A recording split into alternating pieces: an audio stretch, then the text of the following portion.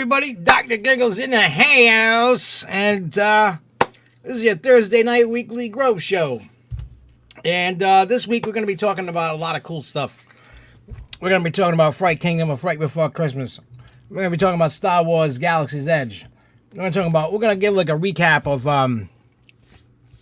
Ice Fest at Six Flags in New England. We're going to be talking about, I know last week I said talk about Star Wars Galaxy's Edge, and I didn't. I realized afterwards that I didn't do that. What's up, Luco? What's up, Lindsay? And we're also going to talk about that passed around like crazy.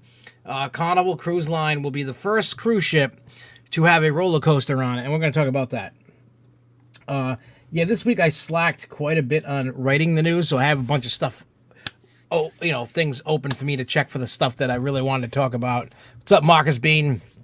And it's been a busy week at work, and I didn't go to bed last night. You might hear me saying that a lot lately. Saturday we're having what we call the family Christmas party, and I had to clean the house, and the kids weren't home, so I had to. Well, I recorded a new song last night, and then we're actually going to film a music video for it. But we're not going to put it on SFNEOnline because it's called the Fright Before Christmas, and there's no bad words in it. It's like a horror thing, and I'm sure people on that check out SFNEOnline don't really give a crap about that. I mean, if it had to do with the amusement park, I'm sure by all means people would like it, but it doesn't. So I'll probably put it on the Martin's Family channel. So, and then I'll just put it out, and then everybody can watch it. It's gonna be fun. Matter of fact, because it's got to do with Krampus and all that stuff, I bought a Krampus mask, and then I've been sewing crap very, very poorly. But it should last for what we're trying to do. I got elf costumes. We got all kinds of stuff going on. And I talked to my mother because I said a line in the song about Krampus in the kitchen stabbing my mother with a knife. And she came into work with my father today, and then I said, hey, look, we're going to film this music video at the Christmas party, and you have to be in it, and you can't say no. And I got a rubber voodoo knife thing, and then I said, look, this is what it is. I played her the song. She's heard my music. I mean, I lived with her when I was recording as Dr. Giggles, and she had the late nights of me recording till all hours of the night, so she always got a kick out of it. He's like, yeah, I'll do it. So she's going to do that, and then it'll be fun. It's just going to be campy, stupid, and just something fun to do, something cool to do. So yeah, that's what we're going to do. But anyway, so yeah, I'm like dying. You have no idea how hard it is to keep my eyes open right now. Like, I am struggling. I got a latte, and then I'm trying anything I can to stay awake. But even after I do the show, I can't go to bed because I still have to clean. I'm just actually like cleaning up the basement. It's not that bad. There's just a little bit of stuff I just got to clean, put away. Nothing major. And then, well, I say then I'll go to sleep, but then I'll probably end up like streaming Planet Coaster or something. Doing something dumb, like I always do. But anyway, so like I said, this week we're going to talk about Fright Kingdom, Ice Fest, Star Wars, some other stuff, including Casino Pier, Worlds of Fun, Carnival Cruise Line, and then, of course, anything that you guys bring up and anything that, starts popping up, because you know how we roll on the show, and if you're new, we're watching the show. If you're looking at the screen, you look to the right, it says the chat. If you keep following the chat, drop a comment, drop a rumor, drop a whatever. And we just chit-chat all night. For an hour and a half to 2 hours, depending upon how the show's going. And I feel tonight's show is probably going to be closer to an hour and a half than 2 hours. Only just because I'm dying over here. I'm even eating Sour Patch Kids to get a sugar rush. But hey, it is what it is. So let's break into some news. And then we'll talk about Ice Fest. We'll talk about Fright Kingdom. And all that good stuff. Sound good? Sound good. All right. So first, let's kick off with the Star Wars Galaxy Edge. I didn't get to talk about it last week. We're talking about things, and then we were like having a hot-to-hot moment, and I totally forgot about Star Wars. So I'm sure a lot of you have been seeing popping up all over every outlet of social media out there: YouTube, Twitter, Facebook, Instagram, anything. So the thought process came into mind about how busy are these parks going to be when it opens. I mean, if you take a look at Universal when Harry Potter, the first Harry Potter ride opened, it was nuts. Then the second Harry Potter ride opened, and it was like 12-hour waits, 10-hour waits. So the problem with, and we've talked about this, I forgot what I know the person per hour, people per hour on Millennium Falcon is under 2,000 guests per hour. So that's going to create lines. And then there's like a lot of talk about having that like max pass, like you pay for, and then, it's just a flash pass kind of thing. It's cheap. You do it through the Disney app, and then, you come back at a time. So you have to sit in the line, because who the hell wants to sit in a 10, 12, 14 hour, you don't want to waste your whole day just because of a land. Now, I heard the capacity of that land is like 13, 20,000, somewhere in between there. Yes. So they said potentially, I mean, these are like analysts for, like when a ride, a big attraction opens, and they're saying it could take like opening day, opening week, it could take 8 to 10 hours just to get into the park. Park capacity at Disneyland is like 70,000 people, like the busiest, and then they have to shut down. I think it's something 70,000 people, if I read correctly. So that's a lot of people. But they think like opening day, they're going to have over 100,000 people trying to get in that park, and that's just going to be bad. So people are trying to figure out, well, what are the waits going to be, and how is Disney going to be able to handle those crowds? Now, everybody knows. I mean, I know. I've seen it firsthand, how Disney handled crowds for events and all kinds of stuff. And they are the master. I've never seen any other park, any other company do it better than Disney. I have not seen it. Like, Disney is nuts. And the example that I'll give you is back when I went to Mickey's Christmas party back in 2009. They do it differently now than they did back then. But what they did was, as soon as 7 o'clock hit and the bell rang, it would start snowing, in Main Street, and anybody who didn't have the bracelet, and the ticket to be there was gone. And it was crazy to see how they did it.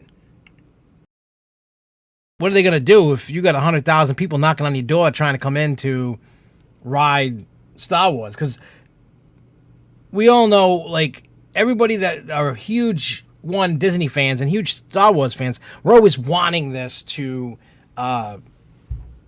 happen. They wanted an immersive experience, and they're definitely going to get it. I'm sure you all have seen like the little snippets of things that they showed about the ride, like the Rise of the Resistance ride, and the footage that they show with the stormtroopers and the little robots walking around. That's actual footage of inside the ride of what it looks like, and that's crazy because it looks like it just came out of the movie. It was nuts. So, yeah, I just wanted to touch up on that. I forgot to talk about it. It kind of was, like, intriguing. I don't know what you guys think. Do you think it's just going to... I mean, personally, for me, I won't go anywhere near those parks when the Star Wars Galaxy's Edge open. I just don't want to deal with the crowds. I don't want to deal with the people, and I sure as hell am not waiting forever and a day to get in there. Like, I'll probably have to go to those parks, like, in a couple years when something else big comes in, so that way I can... or maybe even the year. I don't know. It all depends on how good Star Wars Land is, because if it's like really awesome, I'm predicting a lot of waits, a lot of the time, like a lot. It's ridiculous. That's what it's gonna be. It's gonna be ridiculous. I don't know what you guys think. You let me know in the comments down below. Like, what do you think? Do you think it's gonna be crazy? Do you think people are just kind of like overestimating? Do you think they're underestimating? Do you think they're hitting it on the head? That's a good thing to talk about. But anyway, so as I wait to see comments, I'm going to move on to the next topic. which is Worlds of Fun. Now, we talked about them opening a restaurant, when they announced that. I saw on Screamscape, might be going to Disney in March, volunteering to give kids the world over spring break. That's cool. Last year at IAPA, myself and Dave talked to some people that give kids the world, and it's cool, like how you can, what do you call it? How you can volunteer. You can volunteer for a day, a week, a month, whatever you want to do. You can volunteer and then come back another time and volunteer and do whatever you want. Give Kids the World is an awesome foundation for, for terminally ill kids. And then the thing that I liked at this year's IAPA, and it seems like Zamparella is a huge cheerleader for Give Kids the World. They're always donating a ride that's retrofitted so that kids with in wheelchairs and stuff like that can actually get and be able to ride a ride. I think that's the second ride they gave. So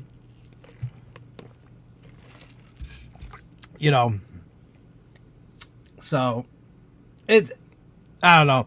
Give Kids the World's awesome, and I really give kudos to you for taking the time out of your spring break when you could be chilling and going to do things, and then going to volunteer. That's pretty cool. Myself and Dave had talked to the people about going down, and obviously it hasn't happened, but it would be definitely something that I would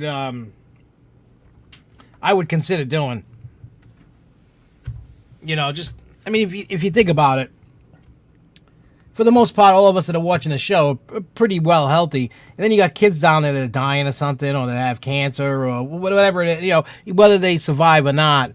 But the service that Give Kids the World does really is, honestly, it's really something special, because I know you have Make-A-Wish and you have Give Kids the World, but they're kids and they deserve that. I mean, if they're truly not going to live that long, you might as well try to give them the boat, try to make their last days on this planet some memorable ones, especially for the family, because, the families come, they have ice cream days. There's all kinds of cool things that go on there.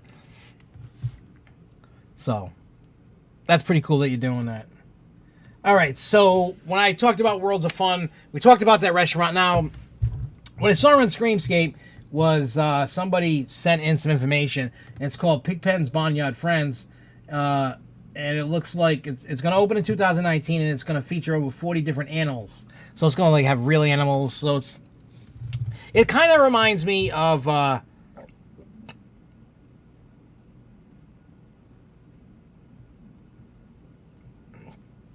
yeah, I've been seeing a lot of stuff about that, Lugo, about the what do you call it? That has been popping around about the Carnival Cruise roller coaster. Still cool. It's really a power coaster if you think about it. But anyway, so the Pigpen's Barnyard Friends thing, it reminds me of Roger Williams Zoo in Providence. It reminds me of that barnyard area. That's what that's what it's kind of reminding me of that. And if it is, that's kind of cool. You can go, see the animals and do whatever, and it's cool. Speaking of Roger Williams Zoo, the new exhibit open. Video and audio not synced. I wonder what's going on.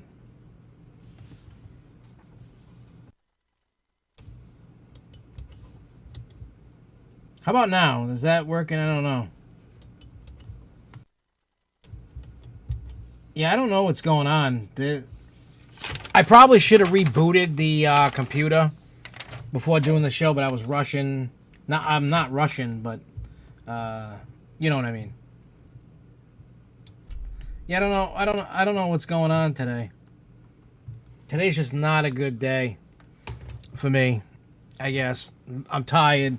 Things aren't working probably. And then if I go and I stop if I go and stop the stream, then I got to start a whole new link and everything.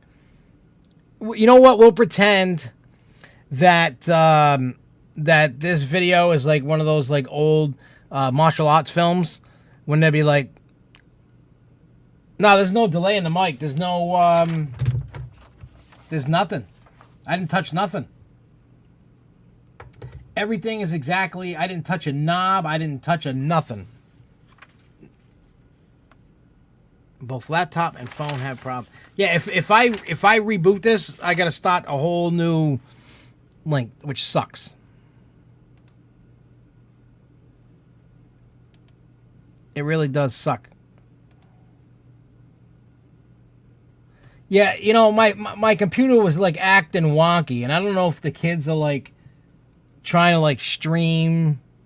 I should text Jeremy and say, get the hell off the computer, off his Xbox. Well, he's not supposed to be on an Xbox. He's supposed to be cleaning his room, because I told him he's got to the end of the Grow Show to clean his room, or I'm going to whoop his butt.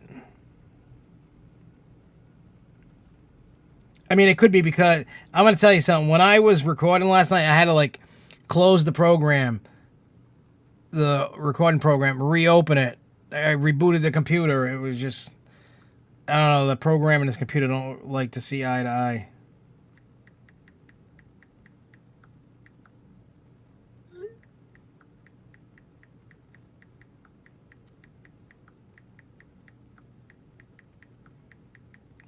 I'm texting, I'm making sure. Yeah, because if I stop this, you might as well just call the Grow Show a good night. That's all right. Tonight will just be a funky martial arts kind of... I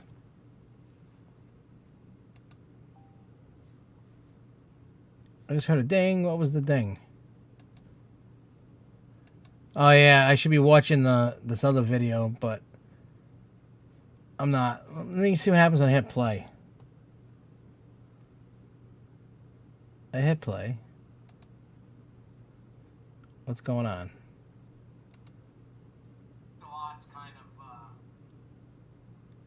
Oh yeah, it's doing it on mine too. It is. It's probably the computer. I mean, I can reboot and start all over again. It's just going to take me about 10 minutes. If you guys vote that, I will do that. If not, we'll continue. If somebody says yes, then I'll do it. If not, then we'll just continue with my martial arts kind of movie thing going. Because I don't know what's going on.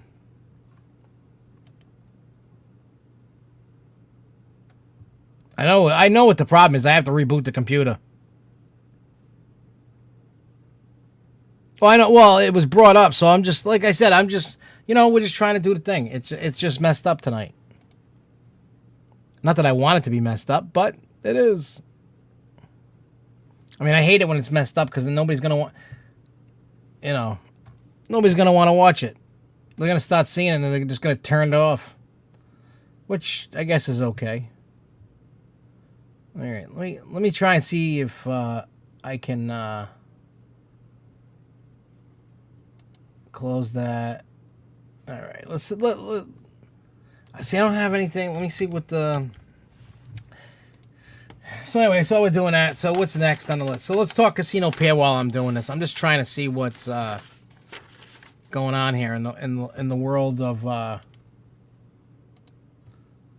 of things, stuff and things. All right, so Casino Pair, we talked about this earlier. They're adding Centrifuge, which is the indoor scrambler, right? They're adding that to the... But it's also being... they're teasing, and between now and Christmas, we should find out everything that's going on.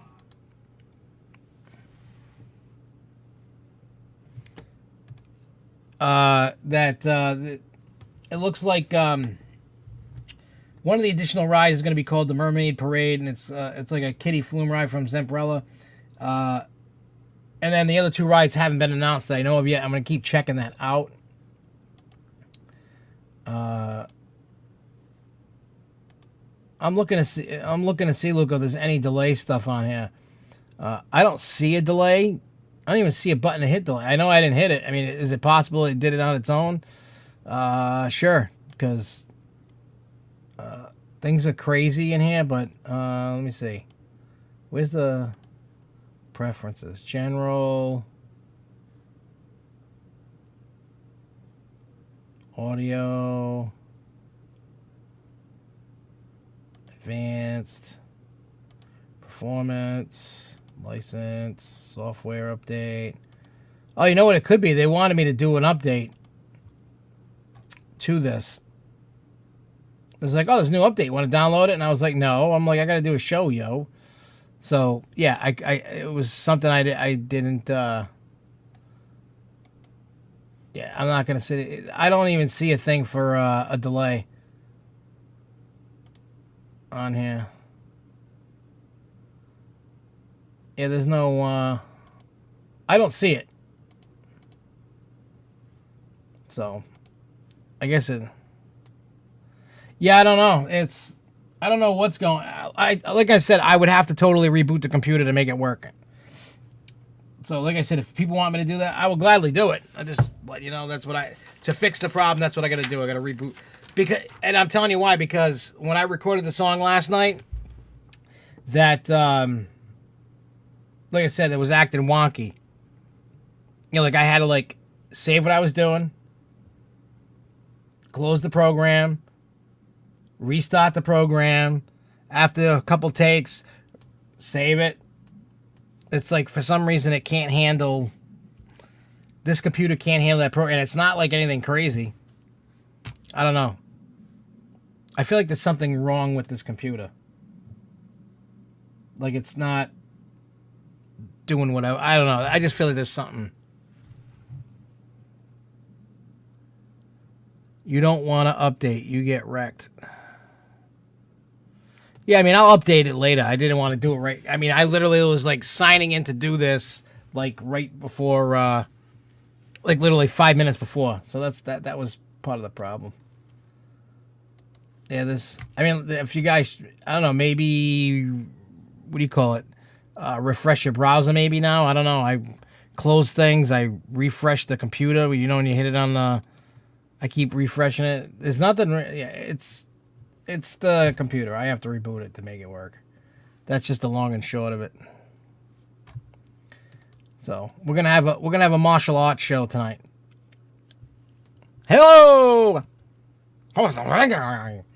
That's the kind of show we're gonna have tonight. It is what it is. So anyway, so instead of just sitting there doing whatever. So anyway, so let's talk about this Carnival Cruise roller coaster thing that was announced today. So it's gonna debut in 2020 on their new ship that's 180,000 pounds. I mean 180,000 tons. It's called the roller coaster called Bolt. It's by Mora Rides. It's got 800 feet of track, 40 miles an hour.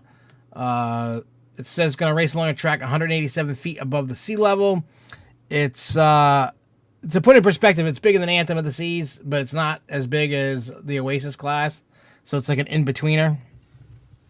So it debuts in 2020 on the ship called Mardi Gras is the new ship.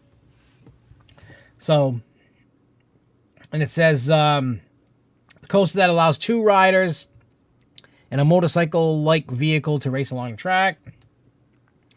So you got that. I mean, no, I didn't get to Ice Fate. I didn't get to Ice Fest yet.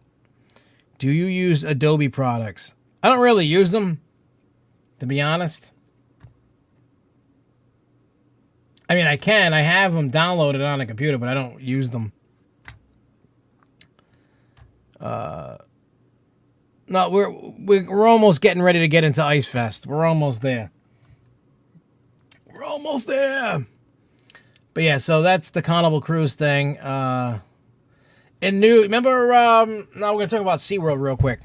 I don't know how many of you remember when the feds were investigating SeaWorld because of the take action, you know, with the stockholders because of Blackfish and all that other stuff. After their investigation, the feds aren't going to do anything. Case is closed. And that's it. So that's good. I guess that's something good in their favor.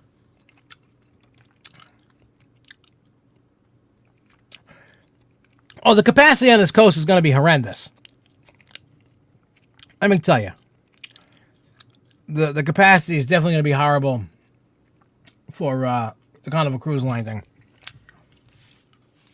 Especially with all the little brats wanting to ride this thing. I have to pull out my business card that says the Grove Show. Go, hey, get out of the way. Little brat, I got to ride this. That's one thing that I hate about cruises is with these kids. I mean, I know when I went in April, during April vacation, Those little brats, I wanted to throw them overboard and let the sharks eat them. And I'm not talking about my 2 kids. I'm just talking about, like, stranger kids. Let me tell you, they were horrible. Horrible, horrible, horrible. I mean, it's nice for kids to be a kid, but the parents weren't watching their kids at all, and the kids were, like, going nuts. That's like a no-no in my book. I would never let my kids run around like that. I would beat the crap out of them if they did. Yeah, you're probably going to have to make a reservation, just like Royal Caribbean does with the observation ball. And what was the other thing? What was the other thing we had to make? Oh, yeah, the fake skydiving, the wind tunnel. That's probably how, because if not, it's going to be a free-for-all, and it's going to just suck. Like, you'd wait, like, 40 years to ride the stupid thing.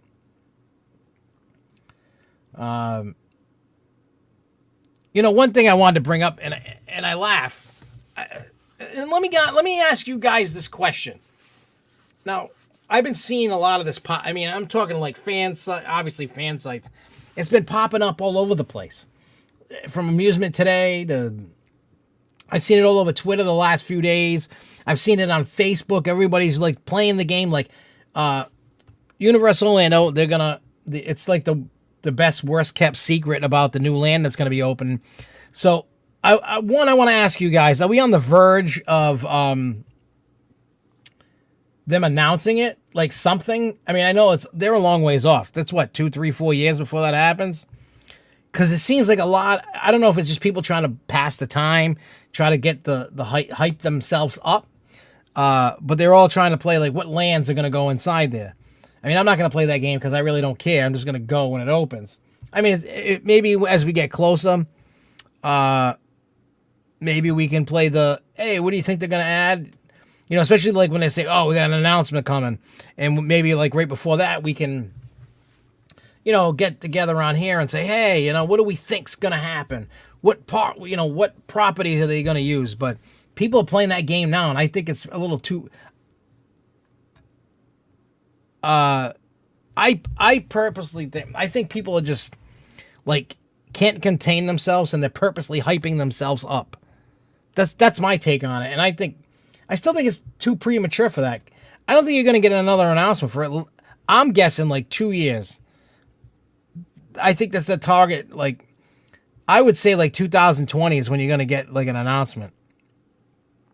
That's just me, but that's what I honestly think. Like 2020, you're going to get an announcement, and I want to say like late 2021 or 2022 is when it opens.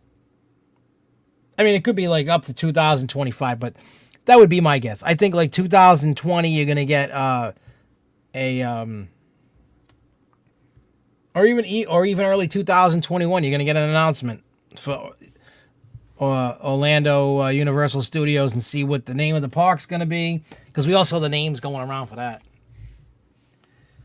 So, but yeah, and so DJ Dog says, I admit I'll go purpose just to ride the ship to get the credit.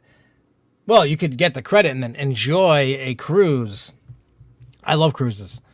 Luca, what's the time clock for the cruise that we're going on? January 20th. So how many days that is? That's when we take off on the cruise. It'll be our first Carnival cruise. And you know who is like a huge cruise fanatic? I don't know how many of you know Jennifer Mance at Six Flags New England. She's one of the managers there. She is a beast when it comes to cruises. She's got over 60 cruises on her belt. She has got a lot of cruises. I talk to her a lot. Yeah, you're going to have to, yeah. Well, do what you got to do to get the credits. Yeah, so I talk to her a lot in email and, you know, obviously a lot about Six Flags New England. But, you know, if I have a question about a cruise, she's the cruise master. So I just go and say, hey, you know, I ask her recommendations. I mean, she doesn't really get off the ship that much. She's like, I've done it all. You know, if I want to get off, I get off. If not, they chill. So 38 days until our cruise. That's nice. 38 days. I can't wait. And then we'll be coming back crying about it. I want to be on the boat still. But a Hauntapalooza still continues in Miami. There is a haunted house in Miami that's open all year long, and one of my employees went there when he was down there doing a job for us, and he went to this haunted house and said it was all right. So we're gonna do that. Some more Hauntapalooza. And speaking of Hauntapalooza, hey, what's up, Isabella Media? Oh, I know you. I've been in a fishing boat and a harbor cruise. It's not technically like a cruise, like going out, you know what I'm saying? But if you haven't been on a cruise, DJ Dog, you really definitely need to go on a cruise. I mean, I don't know what you like to do, like vacations and stuff. You know, you're probably like the rest of us, just want to like go out and, you know, like go crazy and go have fun, right? That might be you. I don't know. But, you know, I always thought I was going to hate a cruise. And until I went on one, and now I'm like hooked. Like, I love them. Because like I'm always finding cool things to do. And when myself and Luco go all the time, we're always like going out on adventures. Like we were out, what the hell was that, Luco? Where, that singer, what the hell's her name? What's her name? She did the song with Eminem. I can't think of her name right. I'm so tired, I can't even think of this chick's name. She did that song with Eminem, the Lighten the House on Fire, whatever. Rihanna. Where the hell's she from? Luco knows that. Yeah, I love Six Flags. Six Flags is awesome. Where the hell did we go? I almost want to say Guantanamo, but that's just the thing. That's not where we went. I forgot where the hell we went, Luco. But anyway, so we took a cab to go to this beach that was like, I don't know, 10, 15 minute cab ride or whatever it was. And then we walked back and it took us like 45 minutes, an hour. But we walked to a little town square and looked at stuff as we were walking through. Walked back to the cruise ship. Barbados. That's where it was. That's where we were, Barbados. Yep, Luca. Yep, Barbados.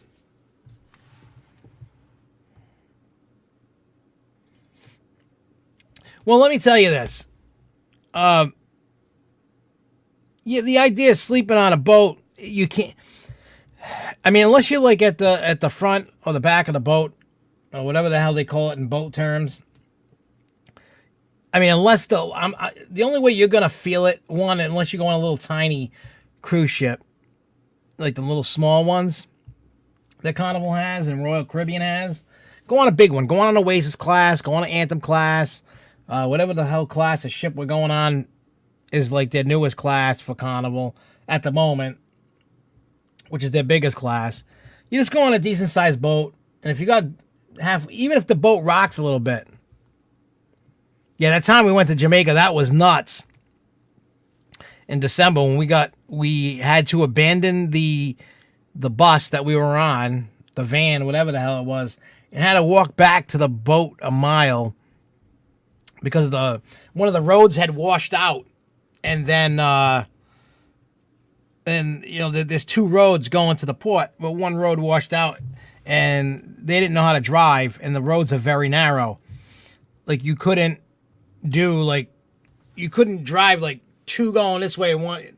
They were like one. The roads were narrow. You could barely fit two cars side by side, and they were like, you'd be walking and you see like two cars here, one car, and they couldn't move.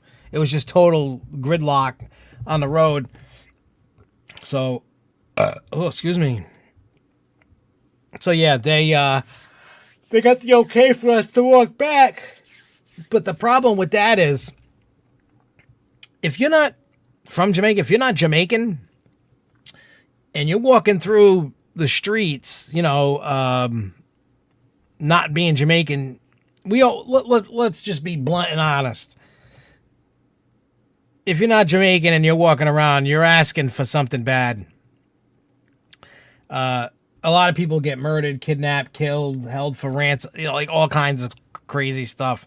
The tour guide did not even want to let us off the boat. Off the bus. And it was so backed up with traffic, even the captain of the ship was stuck in the traffic. So yeah, just to let you know, it was crazy. We got a bunch of it on video, and it was cool. And the locals were cool with us. They didn't bother us or nothing. They, as we kept walking, they kept saying, "We don't have problems, only situations, man. Everything gonna be all right, man." That's all you kept hearing. It was cool. There's a video on this channel, probably in the cruise playlist. You should find it. I could tell you right now, my favorite shows at Six Flags New England, and I'm just going to go by this year. Yep, no problems, only situations. I only have two favorite shows this year at Six Flags New England, and that was Graveyard Groove and Frost. I wasn't a total huge fan of Totally Timeless. Like, I know Brandon Allen loved it. Kyle loved it. A lot of people love it. And by all means, if that's your cup of tea, then by all means, have at it. Enjoy the shows. I'm not really that much of a show person. And you can ask Luco that, because every time we go see a show on a cruise ship, I'm passed out in a seat sleeping. When we went on the first cruise, we saw Cats. I passed out and there was a cat singing in my ear. Didn't even hear it. We saw We Will Rock You, which was a Broadway show. Obviously, it was about Queen, the band Queen. He says I'm snoring during a quiet part of the show. I can be like sitting there like this and just be like, and I just pass out. That's it. End the story. But yeah, I'm for shows like in the theater. I mean, the Creep Show Freak Show is really awesome. I love the Creep Show Freak Show. I try to see that every time I go. I mean, let's face it. Six Flags isn't an award-winning producer of shows. It's just not their thing. But they're starting to step it up a little bit. It's not a total washout, like it's total like crap. You know what I'm saying? It's not like total crappy shows. I mean, they've had different variety of shows forever. I don't know how many of you remember when they did Survivor Live. That was kind of cool. I got video of that somewhere. I don't know if I uploaded it. If not, I gotta find it and then upload it. Also, I think they're slowly starting to find their footing with the shows. Like Frost, they don't do Frost. That's like a production company that's brought in to do that. But still, the show is awesome. I love it. It's a little different this year versus last year, and I love it. And we'll just roll into Ice Fest with this, because I gotta say, everybody that went to Holiday in the Park last year was all mesmerized by what was going on. I mean, think about it. We've had Fright Fest forever, and everybody complains and moans about Fright Fest, about the haunts and all that. And I did talk to Pete Carmichael during Fright Fest, and he says their I guess goal is every 3 years change one of the haunts. So they changed Wicked Woods, and you got the whatever you want to call it this year, whatever the hell that one was called, which was cool. But so now we have no, and I didn't ask, and it was probably one, either they didn't want to pay him, or two, maybe he wanted too much money. You know what I mean? Like, or maybe they just wanted to just go a different route. I don't know. Which is shocking, because he's been around since the Riverside days. He's been there forever, and then he's just not there now. I mean, they brought him back during Kids Fest to do like street magic, because I seen him there when I went there during Kids Fest. But it's not the same, because I really love that. I mean, I get it. How many times are you going to do these illusions for 20, 30 years? And, you know, as he tries to evolve, I mean, he's a great magician. I love that guy. David Garrity is awesome. I don't have a bad thing to say about him. I wish he was still at the park. I'm sure a lot of us do. I miss the shows, because it was really great. Because like I like when he would, like in the summer he had one show, and then in the you know, during Fright Fest, he had another show. Like, you know, he changed the show up. I don't know, it was always good. I always loved David Garrity, and maybe they'll bring him back at some point. I'm hoping, fingers crossed. But anyway, so Ice Fest. Everybody, like I was saying, Holiday in the Park. It was something new. It was something different. It put us all in awe. We were all like, oh, Ice Fest, a Holiday in the Park. So last year kind of didn't get to play out the whole season because last year's weather was just horrible. It was freezing. The weather didn't cooperate, and they were just like, forget it. We're shut down for the season. Yeah, the magic guy from the Rockville Theater. So, they're back at it again this year. I do know for a fact that they're going to be doing it again next year. I talked in email with some people yesterday and today. So they are going to do it again next year. But I also did a recommendation to Six Flags New England. I said, look, you guys need to do this like every weekend, something like an Ice Fest. Now, there was a lot of like love and hate for Ice Fest. But, excuse me, while they're trying to put on the best event that they can and whatever in their eyes, you're never going to please everybody. We all know that. And the thing the worst thing about Ice Fest was the ice skating. It was the weirdest thing. It was the stupidest thing. And it blew my mind that you could actually skate on the yoga mat or whatever the hell that stuff is. It blew my mind. Like, I was just like, me and Luca looking at it like, what the hell is this? And then I saw Jen Manson. I'm like, what is this stuff? Like, I've never seen this. Like, I know there's like different kinds of different surfaces that you can ice skate on. I get it.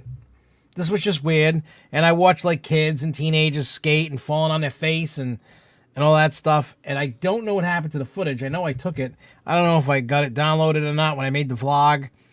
I try not to make the vlogs long. I try not to make videos except like this one. I try not to make them long. People's attention spans suck, just in general. It's nothing against anybody. Just your attention span's just not there. I get it. No love lost. Who the hell wants to look at me for an hour and a half, 2 hours? I'm surprised that anybody that is still there watching. There's 7 of you right now. God bless you. God bless you. Anyway, so Ice Fest, it had, not only that, it had some ice sculptures. It had the ice bar. It had a live nativity scene just on Sunday. What else did they have that I'm missing? I think I wrote it down. Oh, they had the violinist. They had the human disco ball, which was neat. And if you watched the vlog, and if you didn't, shame on you. Yeah, people actually did the ice skating. They were young people. There were no adults doing it. It was all kids. Shame on you for a couple things. If you haven't subscribed to the channel, shame on you. Number 2, if you haven't watched that vlog, I think it's one of the better vlogs that I've done. I put a lot of time and effort into it, and I hope people enjoyed it. If not, shame on you. And the whole thing with the subscribe thing, we're on the verge of, we keep inching closer to 700. So my goal is to hit 700 subscribers by December 31st. That's what the goal is, and I need everybody's help to, just say, hey, check this out. If you like it, subscribe. You don't have to say, do this, I'm going to kill you kind of thing. Just get it out there. That's all I want. That could be like a Christmas present from anybody watching, that loves this channel.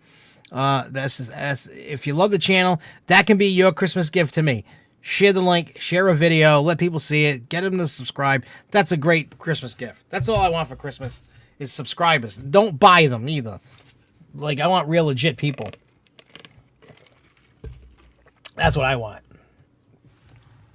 So, with that being said, that's the goal. But anyway, so back to Ice Fest. So we did check out the violinist. The violinist was like rocking the hell out, like doing like Christmas, playing the violin to like Christmas tunes, modern tunes. Yeah, everybody's having that problem tonight. I was saying earlier that I should have rebooted the computer beforehand because I was recording music last night and it was just wonky. So that's my fault for not rebooting beforehand. But we're gonna have what I said earlier, a martial arts, like the old martial arts movies when they're like the audio and the video's off. We're gonna do that. That's tonight's show. I should put that in the title, like martial arts. Yeah, we're just gonna go with it tonight. Who cares? It's too late at this point. I'm not even worried about it anymore. But yeah, so the violinist was rocking out. Dude was awesome. I actually enjoyed it. We saw Frost again. I know that's not really part of Ice Fest, but it's part of Holiday in the Park. We also saw the human disco ball, which this lady basically looked like a human disco ball, and it like had glow sticks. I wonder if she was like on drugs, because like you had like that techno-y dance music. She got like these giant glow sticks and hula hoops and all kinds of lighted stuff. To be able to like dance and stuff like that and just like kind of rock out with the lights, you got to be doing drugs. You know, like ecstasy or something, acid, something like that. Like you really gotta. I mean, because like if you watched her dance, she was like really into it. I mean, you can love dancing, but to be that into it, I think she was on drugs. I don't mean that in a bad way, because I'm sure the drugs intensified what she was doing. Maybe I'm just wrong, and she just really loves to just dance her butt off. I don't know, but that's just my guess. I heard some people complain about the ice sculptures, saying they were too small. I honestly loved them. I thought they were beautiful. I love ice sculptures. I even love it like when like during CoasterCon when they do certain things. You know, like certain times of the event of CoasterCon, sometimes they have ice sculptures. Depends, not all the time, but yeah. That's right, the Grove Show, Martin's Art Edition. There you go. I like that. People be like, what are you talking about, Martin's Art Edition? It'll be crazy to watch. I should go back and watch it. Maybe I'll laugh or get bored and turn it off. Who knows? But, you know, I really love, and it was weird because all the coasters that are supposed to be open were open. Crime Wave tested. It had been open like last weekend, and then it tested on Sunday, and then it just shut down, had a close sign on it, never opened. Yeah, I don't think the ice sculptures in the summer would last too long, Luco. They would just melt away. Oh, Jesus. But yeah, I gotta say, I love the tree lighting. Because that was my next thing, because all the coasters were open. Hey, what's up, Eli? And yes, we have the Martial Arts Edition, Eli, where the audio and the video don't sync correctly, so you're not on drugs or anything. It's messed up this evening. But in any case, so that tree lighting, because it was warm, I guess warm enough to use the fake snow effect and all that. It was really good. Because like once the tree was lit, they had like two snow, fake snow making machines that were, the snow was coming out of the tree. It was cool. I gotta say that, like, for Six Flags and Six Flags New England in general, the Holiday in the Park time of the year, whether you call it an event or just time of the year, whatever you want to call it, they really hit the nail on the head. They really did. I mean, because I went, twice last year. I've gone twice this year already. I'm hoping I can get in at least one more time this year. I'm hoping. But yeah, it's like they did it right. I know it's not a lot, and people were expecting them to add more stuff. I do know they want to add more events. They want to do it bigger next year. I do know that they have.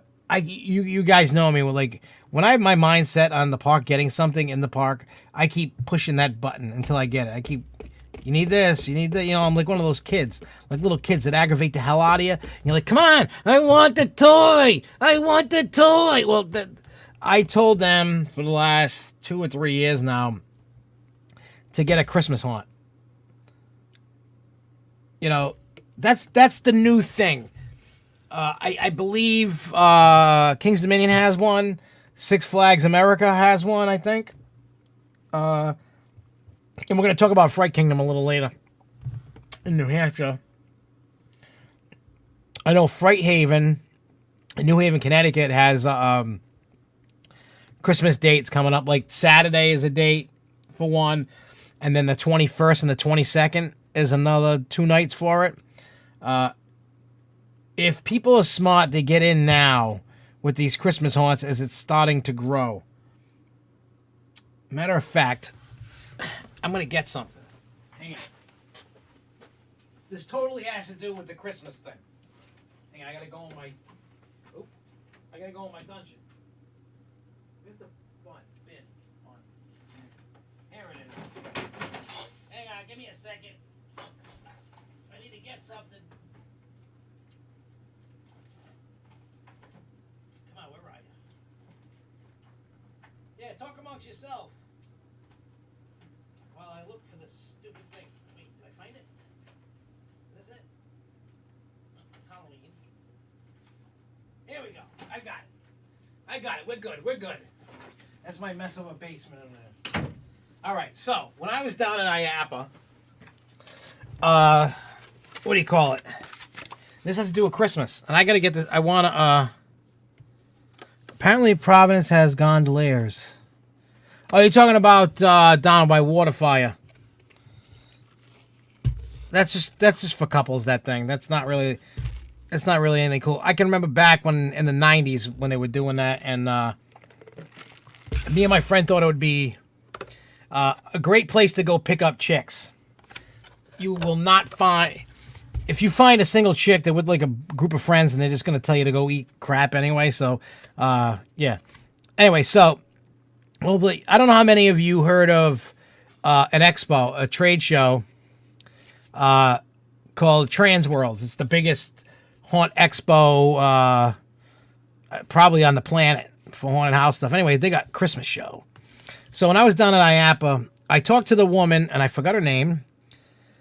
And it's not really going to matter at this moment because I can barely remember and function as it is right now. Anyway, but March 21st through the 24th, 2019, in St. Louis, Missouri, you can go to Transworld's Christmas show. It's co-located with Transworld Halloween and Attraction Show. So basically, this is just so that you can, you want to add to the Christmas stuff. When I talk to the park about the Christmas thing, I can't get into total details because in case it happens, just a couple things that I was told by a certain someone. I like to give secrets and stuff, but just in case they're watching, I don't want to like sandbag anybody and get somebody in trouble because it's like cool news, but it has been talked about. It's a possibility in the future for a Christmas haunt. And I told him, I said, there's so many ideas. You can have like Santa's toys going, and you can make a whole plot and story about Santa Claus's toys going crazy and killing people. You could do Krampus. There's all kinds of, you could do like kill a gingerbread man. You could do like, kill a snowman. There's all kinds of like themes you can use to make that happen. And, I do want to go to Transworld, and I forgot the lady, she was at the booth for Transworld at IAPA. I was talking, myself and Lugo talked to her for what, 3, 4, 5 minutes, something like that. And she's like, yeah, media can go, da, da, da. So I definitely want to go and check that out. It's probably not going to happen next year, probably the year after. It's probably more realistic, to be honest. Which is fine. It'll give me time. I mean, I would really love to take off and go to do that and get some content for the Hauntapalooza podcast because, just because. Like it says, for this, it says, what do you call it? And maybe Six Flags does that because it goes to this because it could help with, like Ice Fest in the future and Holiday in the Park. Christmas props, animatronics for every size and budget, games and crowd pleasers, costumes, concession supplies, prosthetics, lighting and special effects, makeup, crowd control solutions, ticketing solutions, fabric, paint and decor, candles and fragrance. You know what? They probably have already gone to this because a lot of this stuff sounds like stuff they already have for the Holiday in the Park. Theme music, gifted novelty, Christmas and seasonal decorations, mobile attractions, sound effects, ribbons and wrap, and visit automated trend. There's all kinds of stuff. I mean, I would love to check that out. And the, I just had the Yeah, it's called Trans World Halloween and Attractions. The same date, same place. It's basically got the same kind of stuff. So yeah. Now I do know that with like Ice Fest, I thought it was really good. They had food trucks. They had the Coca-Cola polar bear. You know, you had your human disco ball. You had your violinist. You had all that stuff. It's just magical. Like, I really find that Holiday in the Park is magical. And if you like that, you know, between Frost and all the cool stuff going on, I'm not a religious person at all. I'm the furthest thing from religious. I feel like when I walk into a church, I'm going to catch on fire. There is not a planned date. I just want to get through this weekend because of the holiday, you know, the Christmas party that we're having. And then I want to sit down with everybody that's, they already have the giant ornament and present decor. So, yeah. So what I want to do is, after this weekend, I want to sit down because I know Luco, Jessica, Jeremy, Danielle, and Jimmy. We're all gonna take a part in what this is, and we're gonna dictate jobs, whatever that is. We're gonna sit down. We're gonna talk. I did get in the mail. I don't know how many people you heard of this. How many of you heard of Loot Crate? I don't know how many of you heard of that. It's a mystery box company thing. Well, I bought Fright Crate. So it's a horror themed box that comes out every other month.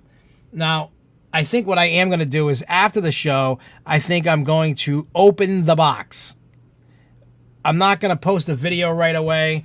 It's probably going to be one of the first videos for the Hornapalooza podcast that I do. You know, I've also contemplated on the first video being the music video, the second video being the Loot Crate box, the Fright Crate box, and then do a podcast. Because the first podcast, just so everybody knows, it's not going to be, at least not in the beginning, it's not going to be live. The only other person that's involved in it, well, two of the people that have been on the Grove Show, which would be Jeremy and Luco. Jessica's never been on it. Jimmy and Danielle haven't. They've never done that. So I'm sure there'll be like mess ups and stuff. And it's fine to do it live too, but maybe just to get them accustomed to that format and then go live at some point. And so, but don't worry, I'll let everybody know. Because in reality, even though Hornapalooza, I had to separate Hornapalooza podcast from SFNEOnline. Like, I know people that go to this channel and go to the Facebook and and everybody that is not signed up for the forums for the SFNEOnline.org, you should do it because there's a lot of awesome conversations heating up. It's getting awesome in there. But in any case, like, I know like Halloween stuff is part of the industry. But I noticed that a lot of people don't care, and it's okay if you don't care. But I wanted it to be its separate entity, even though SFNEOnline owns it, SFNEOnline runs it. It's just its own thing, because we're going to be talking about Halloween stuff all year long, like movie reviews, these Fright Crates, haunt reviews. We're going to do, go do behind the scenes and interviews because a lot of the local haunts are down as hell for this thing. They can't wait for it to get started. They're excited. But anyway, so back to this whole Ice Fest Holiday in the Park thing. How many of you went to Ice Fest last week, this past weekend? And I'd like to know, you guys, and if you're watching this after, like you're not watching this live and you want to comment, leave it down there. What did you think of Ice Fest? Do you think they should do Ice Fest again next year? Do you think they should add another type of event plus Ice Fest? Do you think they should kill off Ice Fest? Me, personally, I loved Ice Fest. And, let me see, make the intro video podcast discussion what was in the box because you're not unboxing it in the video. Yeah, because like I said, we're filming that music video Saturday during the Christmas party, and it's gonna be crappy. It's not gonna be. Don't think of it like you're gonna watch like some top 10 Grammy Award winning music video that was on MTV. This is me editing. Oh yeah, Luco, make sure you bring your good camera too, so we have two of them. so we can get different angles. I forgot to tell you that. The Sony video camera. Make sure you bring that. Yeah, so that's just its own thing. But what do you guys think about, one, how many of you been to Holiday? It doesn't even necessarily have to be Six Flags New England. It was Great Adventure or another Six Flags that has Holiday in the Park. Do you like Holiday in the Park? And if it's not Six Flags New England that you've been to, like say Great Adventure or Great America or whatever, is there an event that's like Ice Fest, not called Ice Fest, and does something different that maybe would benefit up here in New England? The one thing that I am disappointed about in Holiday Park is the holiday themed food selection is really bad and neglected, and they don't have as much. I don't know why, because like last year they had the turkey dinner, they had the different baked potatoes, the sausage and pretzel bun sandwich thing, roll. They had all kinds of food. So this year all they got is like your s'mores, your hot chocolate, and we talked about this last week, but it's really starting to like eat at me. And they had bread bowls. Well, this time, see, that's the best way for you to find out something, Luco. What do you call it? So I tried the beef stew bread bowl, and for those that want the beef stew bread bowl, you have to pay $1 upcharge. But I can't eat the clam chowder because I'm allergic to shellfish, and I wanted to try the bread bowl. And I have to say, I was surprised. I was amazed at how good it was. It was shocking. Like, it was really good. Like, the bread was like great, perfect. The only thing I didn't like was the peas, but I'm like a minority. I don't like peas. I'm not a pea guy. I just don't like peas. I just don't like them. I had a pile of peas. You see, I think the consensus for the most part is Holiday in the Park is awesome. I like Ice Fest. I heard a lot of the general public while I was walking around. It'd be like parents talking to their kids or their friends or family, and they're going, "Yeah, we came here just for ice." I heard that. I lost count of how many times I heard that. Walking by, I could just ping the radar goes off as they're talking about it, and I just pick up on it. My ears like a little transistor radio picking up when people are saying some cool stuff. And I have to say that I agree. Like, Ice Fest is awesome. Holiday in the Park is awesome, regardless of the cold. Like, we rode Joker, we rode Batman, we rode Riddler. Actually, reversed order. We did Riddler, Batman, Joker. It was cold, but it was awesome still. But when it comes, like I said last week, yeah, America did the snowball fight. Actually, it got moved to the 16th. It's gonna be on Sunday. I saw that pop up on Facebook today. Yeah, so like I said last week, when I go to Holiday in the Park, I'm not really going there to ride. Like, I'll ride rides if people want to ride rides, but I'm not really going there for the rides. I mean, if I'm going to go for the rides, I do it as early as I can. Because one, as it gets cold, the ride's shut down. Two, it could be a day I just don't want to ride. And that happens too. And I don't know. My whole thing with I think they used like the things like we were throwing around my house. What was that? No, not Thanksgiving. Devin's party. Those little soft, like, giant cotton ball, like hotter than cotton balls. I'm sorry, guys. I keep yawning. I'm so tired. I haven't been to bed yet. I was up all night. I really apologize to everybody for that. It's not professional enough of me. So you can sit here and watch me yawn and do all that crazy gunk. You can make fun of me. It's okay. You can talk trash. I'm okay with it. But yeah, like I said, like, it's kind of like when Luca and I were down on app and we went to Mickey's Christmas party. Like, Christmas party starts at 7 and you can get it at 4.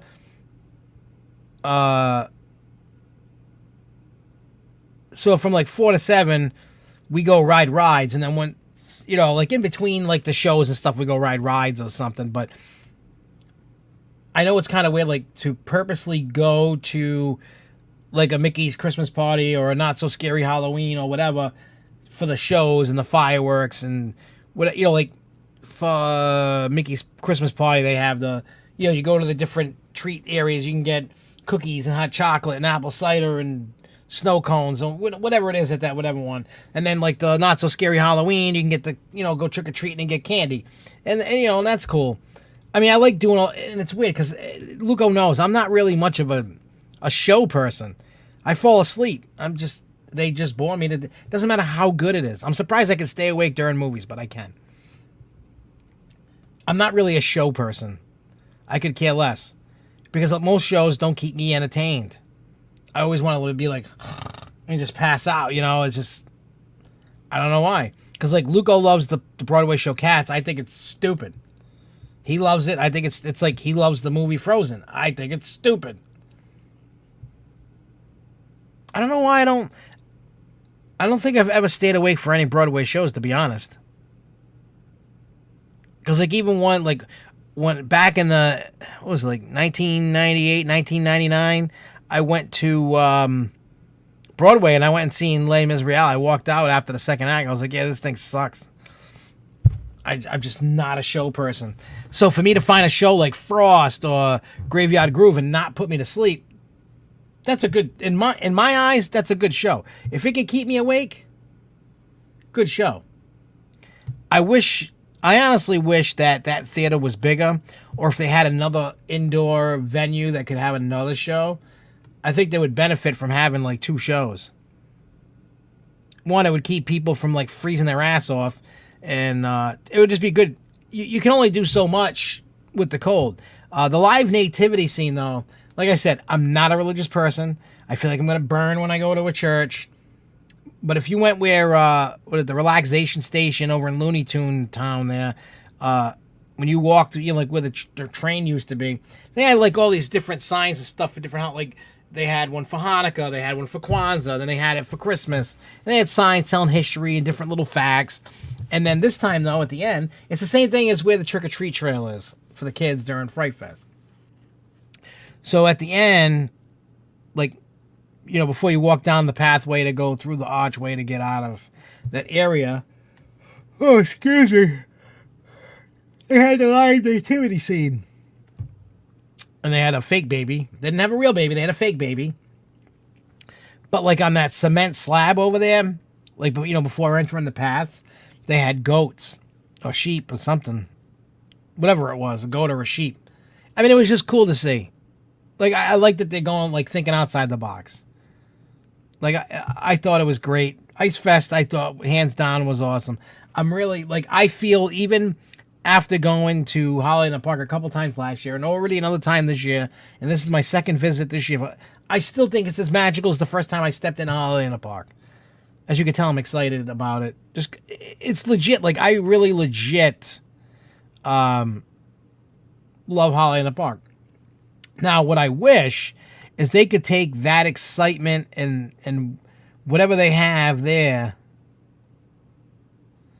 what do you call it? Like, and put that much effort into Fright Fest. Like, I get it. Like, Fright Fest used to really be garbage. It was a total pile of trash. And then it's been slowly improving. For the better, I feel. And Eli says, what does that mean when you say you feel like you're going to catch fire when you enter it? It's like they call me a demon, the devil. Trust me, if you knew my past, you would totally understand. Ask Luco, he knows. I'm surprised I haven't caught on fire in front of him. Well, I shouldn't make myself to sound like a total creep or jerk kind of guy. That's not what I mean. I'll give you an example of why I feel like I would burn in a church. And if you're religious, please don't take offense to this.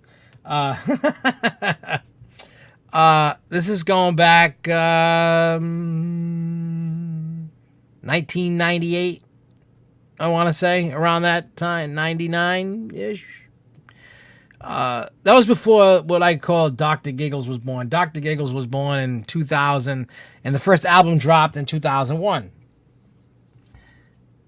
But at that time in 98, that's when I started changing over to the horror rap music. So listening to Insane Clown Posse and Twisted and Esham and, Wu-Tang's group there called Gravediggers and stuff like that, it changed, like, because back when I first started rap, I was, like, trying to be, like, a wannabe gangster, I'm white. I'm not a gangster. I'm a total nerd. So I said, I'm like, it's more plausible, like, if I was, like, a serial killer. So I took on a persona and did all this crazy stuff. And but anyway, the point of the story was, back before I was Dr. Giggles, I had this idea. I made this song called C-Section. So just picture a horror song about C-sections, and you get the idea. So how many of you have been to a carnival? And if you can remember, the big juice fruit punch cups shaped like an alien. So what I did was I set up a dummy on a table, and then I took the alien cup, I filled it with Hawaiian punch, I put it inside like a scarecrow dummy on this table, and I left it there. And I had 2 wooden crosses out in front of the... We actually had a stage made and everything, like a little... It was only like 6 inches off the ground. Nothing extravagant. And then... And my father has actually egged this on. So he's just as bad. Now this is a 4th of July cookout. And the family got a kick out of it. Oh, he's rapping. And I'm like saying, like, I'm not even like censoring it for kids. Like, it's like dirty and murderous and all this other stuff. So it comes time to do that song. And me and my father talked about, well, we got the crosses, we'll light them on fire or something. So my father goes, he knew when this song came on, he walked over, he doused both of the crosses in gasoline, and we lit them on fire, and I got a fake baby coming out of this thing, and it was scary and it was crazy. I mean, this is going back in the 98. This isn't now. Even though I would do it again.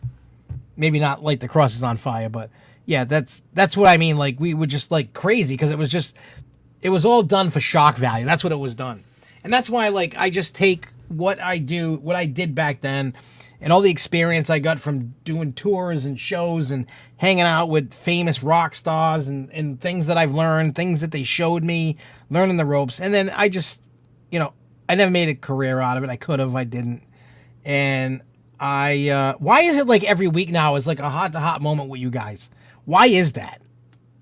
Answer me that. It's like, it seems like the last 3 weeks we've been doing this. But anyway, and it's kind of funny. But anyway, so that's why, like, when, I don't know how many of you seen the Holiday in the Park music video from last year. I was going to do one this year, and then I was just like, you know what? I did it last year. I'm going to take a year off from doing that.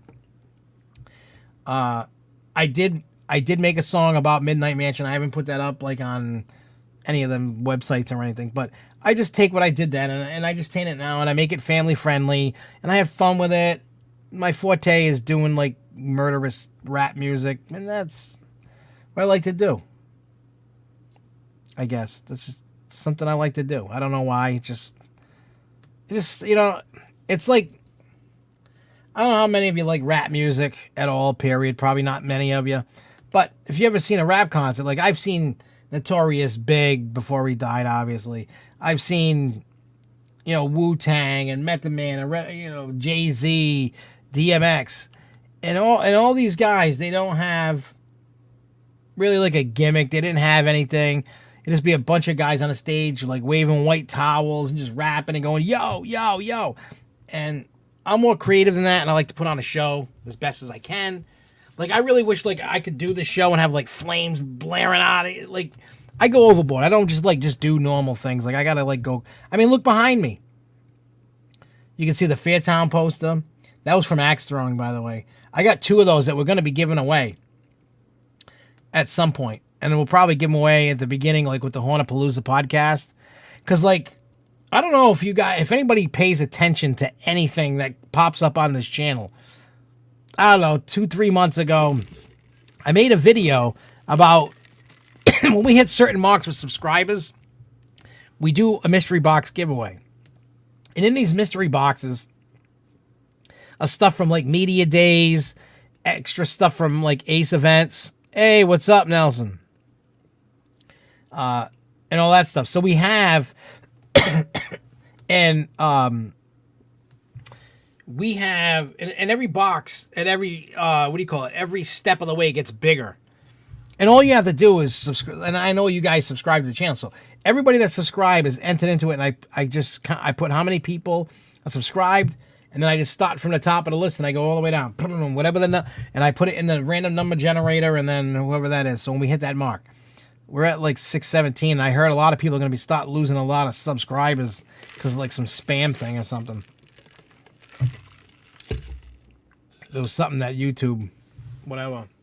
So, but anyway, so like I said, when we hit 750, we got a big box to give away. And inside the box is stuff from, it's not stuff that you can like legit go buy, like pieces of wood from coasters. There's, I think one of the boxes has the El Toro from last year golden ticket pin. I had 3 of them.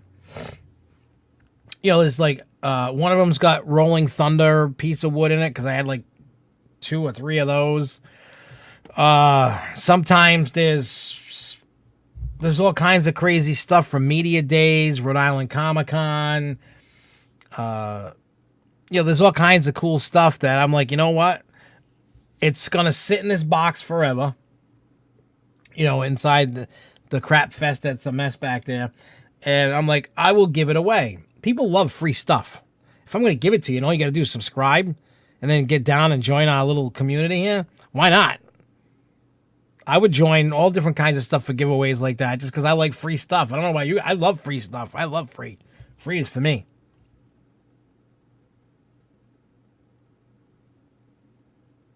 Yeah, no, Carl, I'm so late. Yeah, I would have thought that he made a reference to a show with your first con. Yeah, that's kind of funny. But you get what I'm saying. So, yeah, so like I said, if you guys are looking, if you guys are like, oh, I got to get Dr. Giggles a present for Christmas, the best present you can give me is sharing. Every time you see a video, I know you guys like to share videos of like famous YouTubers or Facebookers or whatever you want to call them, and the little guys really don't matter. I get it. I ain't hating. Hey, Derek, what's up, dude? He's from Factory of Terror. See, how you get free stuff, Luco, is when somebody subscribes. And then when we hit the 750 subscriber mark, we're giving away a giant mystery box of crap. Well, it's not crap. It's just an awesome box of stuff. It's amusement park memorabilia stuff. It's awesome. It's awesome. Hey, Derek, when you guys get back into at the Factory of Terror, when you guys start setting up for next year, give me a ringy, a message. I was talking to Jack, and I said if you guys needed like an outside point of view, like of ideas, I said, let me know. I said, I would love to see what you guys do. You're like, you know, from a haunt's perspective, like what you guys do. And maybe I could throw my 2 cents in and just like hang out and watch what you guys do. And you never know. Maybe I have once in a while I come up with a great idea. And I was trying to get Jack to talk to the owner to get a Christmas haunt going. I'll go, you tell me who your owner is and I'll talk to him. I'm telling you, Derek. Because we're going to talk about Fright Kingdom in a second. We didn't even talk about that. I'm telling you, you need to, any haunt out there right now that does not have a Christmas haunt, better get their ass on it now. Oh, I'm sure you're still tired and you guys are like enjoying your thing. I am telling you right now, anybody... I know. I love the guys that, and I'm not trying to kiss their ass or nothing. So you guys saw like behind the scenes videos that we released that they let us release and stuff. And they're like, that's legit how they are. They're not like, they're like really cool people. Like it's awesome. Like Derek, it was such a great guy. Like he was like an awesome host when we were doing, and Derek was the one that we were talking to in that behind the scenes video of Factory of Terror, you know, and I mean, he's like a cool dude. Jack's all that whole crew, like all the actors and everything. I mean, you guys seen in the video like how it was, and it was awesome. I like seeing that kind of stuff, like that camaraderie going on behind the scenes, and like you could just tell that it's hard to find a haunt. There's not many.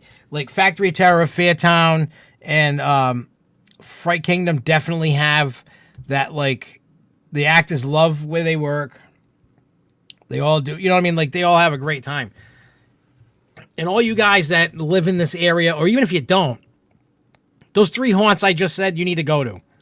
Fairtown, Factory of Terror, and Fright Kingdom. Those are like, Demented FX is good too. Those 4 haunts are like, those were like my 4 favorite haunts of the year. I don't even have a particular order. Like, I couldn't choose which was my favorite. I really couldn't. Because me and Luco were talking about that over the weekend, and we were like, I don't know which one is like my favorite, because like those 4 alone were like, they like set the bar. It was so awesome this year, like all these haunts. And then because all the guys at Worcester aggravated the hell out of, I forgot what her name is, but I have her in my chat. The West Warwick lady, the manager there, she messaged me like when I was telling everybody about that. She's like, yeah, we want you to come do what you did for Worcester. So I'm gonna do that next year. But yeah, I'm telling you, like, if you can go to all the Factory of Terror locations. But Worcester, honestly, Worcester is the best one. And then honestly, I would go. I know this is gonna sound crazy, Derek. I know you're probably gonna think like I'm on crack or something. I would actually go Worcester, West Warwick, then Fall River. I know Fall River is like the granddaddy original one, but when I went, something was off about it. It just wasn't. I wasn't really feeling it that night. I went to Fall River, and before, like the first time I went to West Warwick a few years ago, like I was like, and it like totally flipped. I don't know. But anyway, so as we talk about haunts now, let's get into this Fright Kingdom, A Fright Before Christmas. As a matter of fact, the video that we're filming on Saturday is called, basically, Fright Kingdom inspired this song.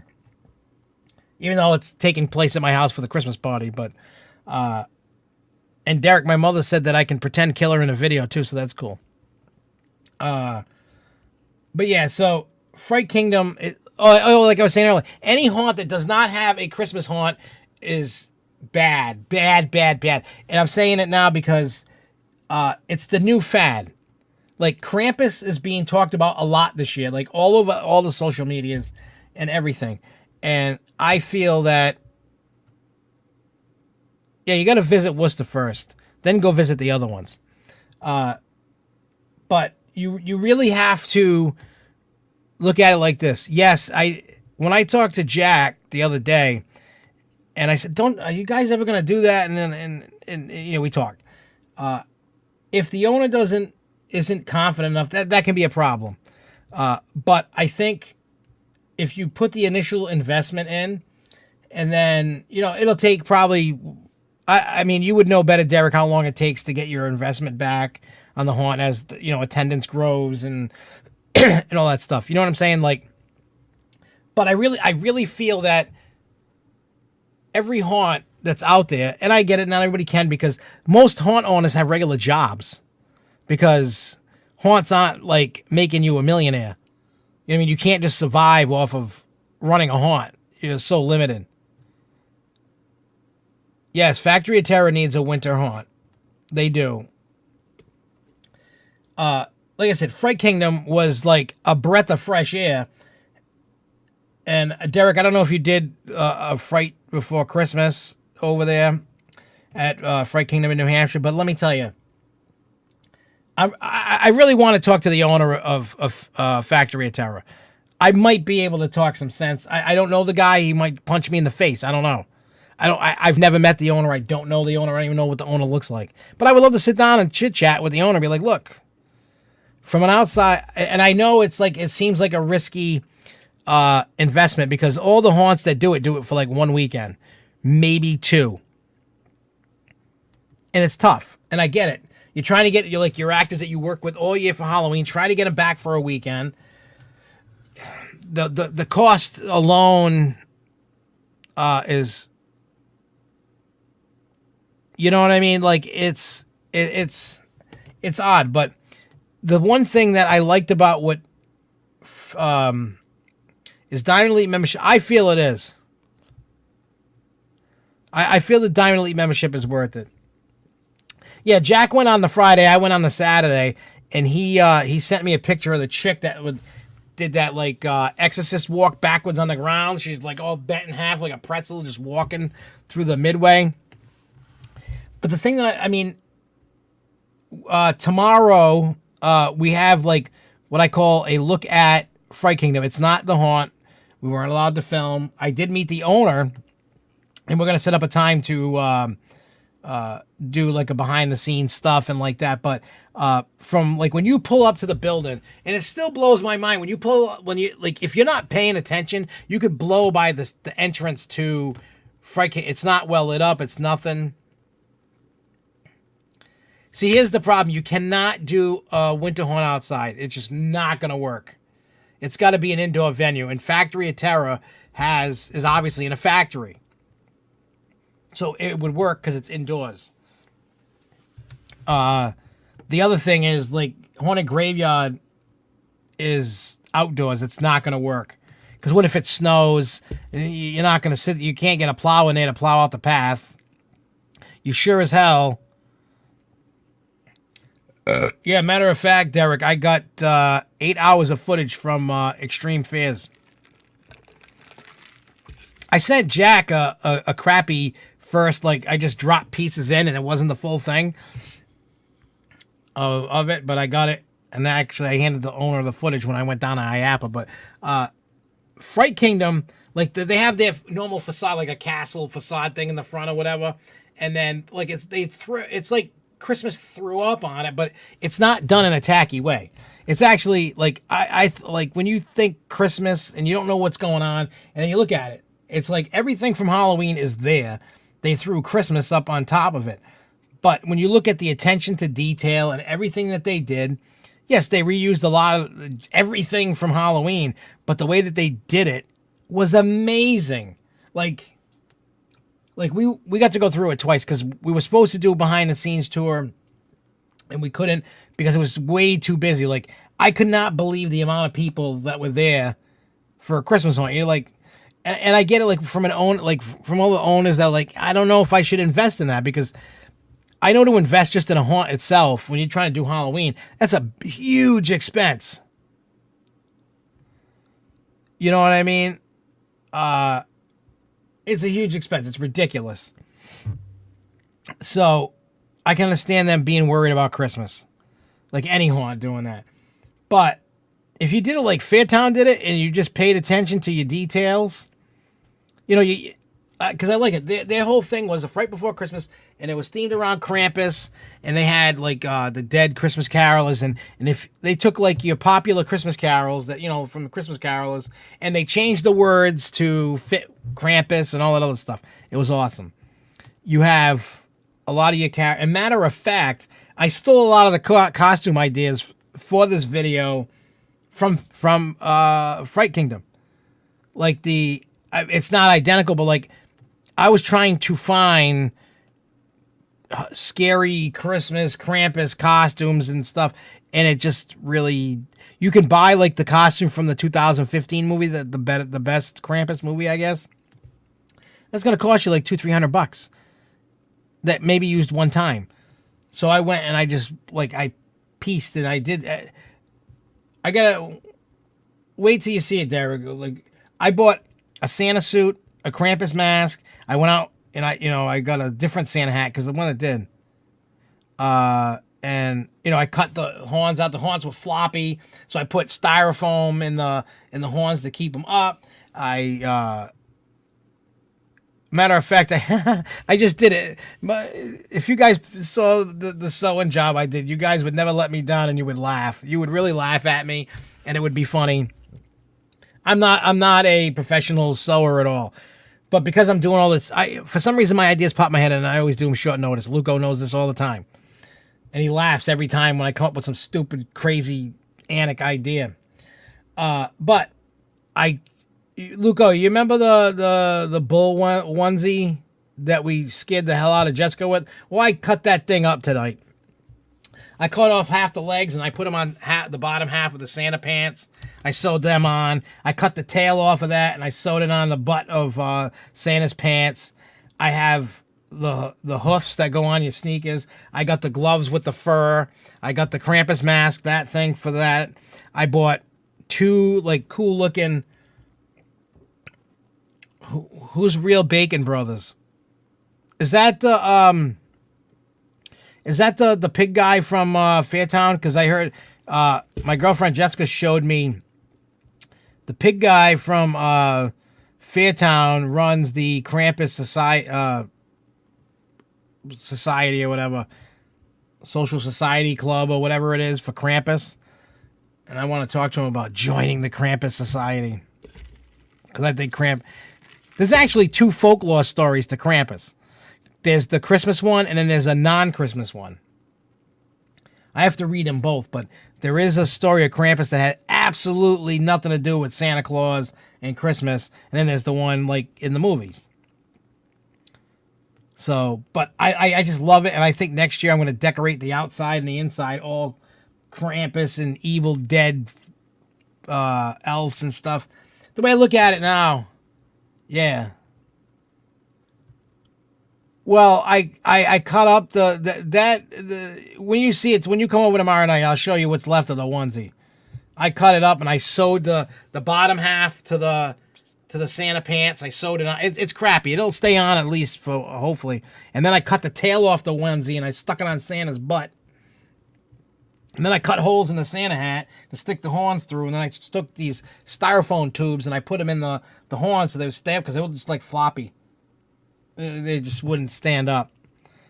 So I fixed all that. I did that. And then I thought I was going to have to sew the elf hat on top of the zombie mask for the elves. Because if for those that saw the Krampus movie, they have elves. I mean, they're not zombies, but they have the ones that look like a tree face. They have ones with that, the Dr. Plague mask. I have that. I could use that, but I didn't have a costume for that. I mean, I could just...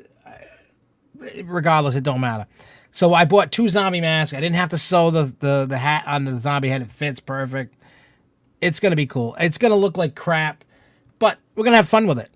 My mother said I can pretend killer.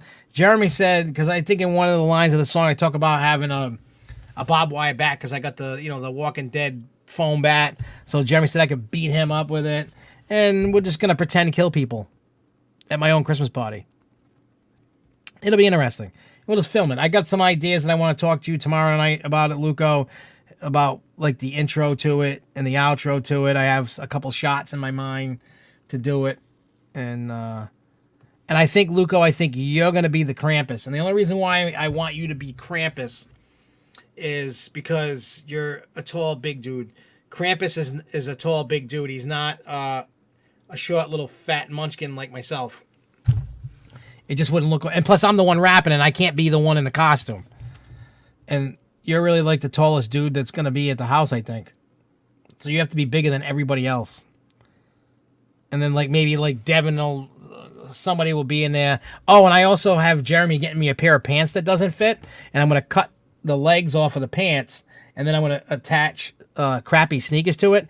And in the Santa bag, having the feet and the sneakers hanging out of the bag. Yeah, this is like totally not an SFNEOnline video. This is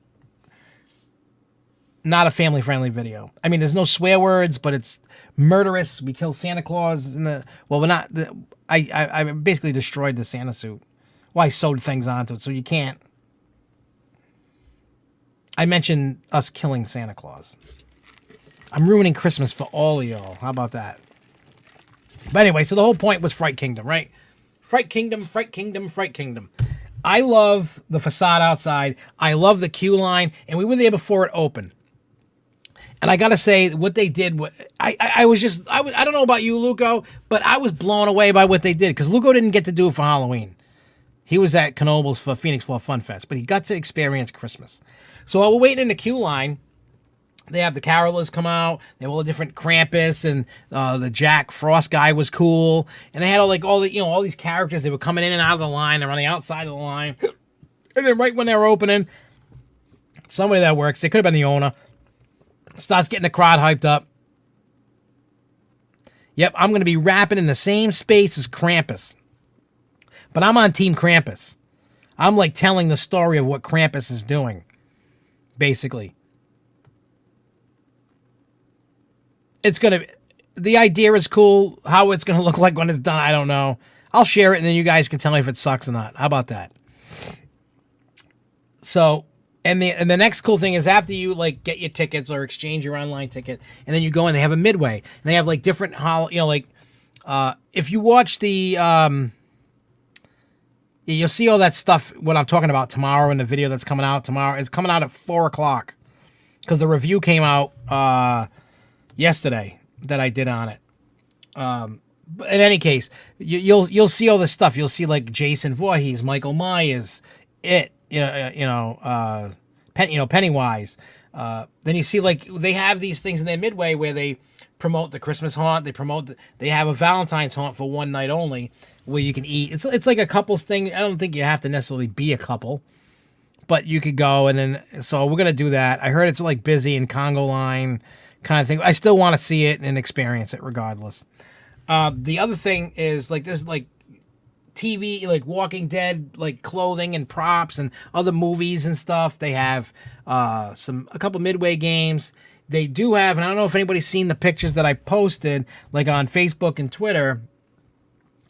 There was a vendor, this woman that was selling like, I guess you would call like handmade elf on the shelves. Like basically they cut off the head of the elf on the shelf, and they had a Grinch, they had a Michael Myers, they had a Jason Voorhees, they had a Krampus. So I bought Michael Myers because it was the last one that the lady had, that she said anyway, and I wanted it anyway, and I bought the Grinch.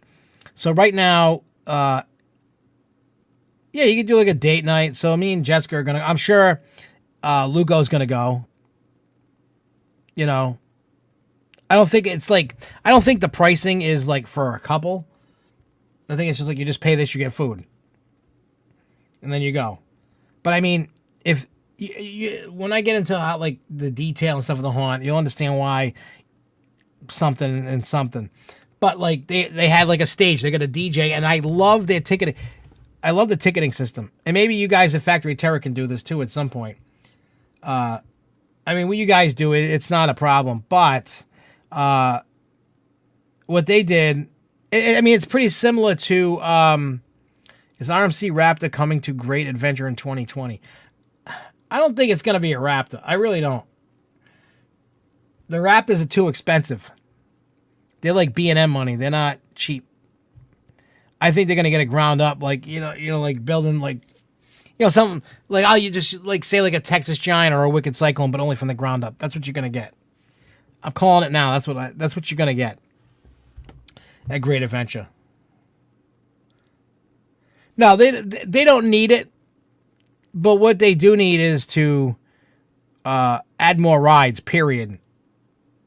They don't need a coaster for like forever. I know coasters are the big money and they draw things in, but they don't need it for a while. They really don't. But yeah, Fright Kingdom has the ticketing system. They have like when you get a yeah, Jimmy Fallon's is pretty similar, but at Fright Kingdom, when you get your ticket, if you look on the back, it has a picture. It's the same idea, yellow, green, for Jimmy Fallon, whatever. So, like, for Christmas, they had, like, candy canes and snowman and Krampus, whatever they had. And then the DJ goes, okay, if you got candy cane, you go, blah, blah, blah, blah. It's your turn to go in. We ended up with Fright Passes without paying for Fright Pass. I don't know how that happened, but it happened. I didn't ask. I didn't question it. I got it. And a Fright Pass gets you free hot chocolate, free coffin ride, which we didn't do because there was a lot of people doing that. And you get to go in the haunt whenever you wanted. Wait, oh yeah, Raptor. Yeah, that. Oh yeah, T-Rex. Yeah, T-Rex is the expensive one. My bad. No, I don't see them putting a low capacity. Oh, I shouldn't say that. Six Flags does a lot of stupid. All parks do stupid things. I don't see them. In my mind, and sometimes I'm wrong because I was wrong about Wicked Cyclone being done. I'll never let myself live that down. But again, I don't see them adding a Raptor. I think they're going to get a ground up.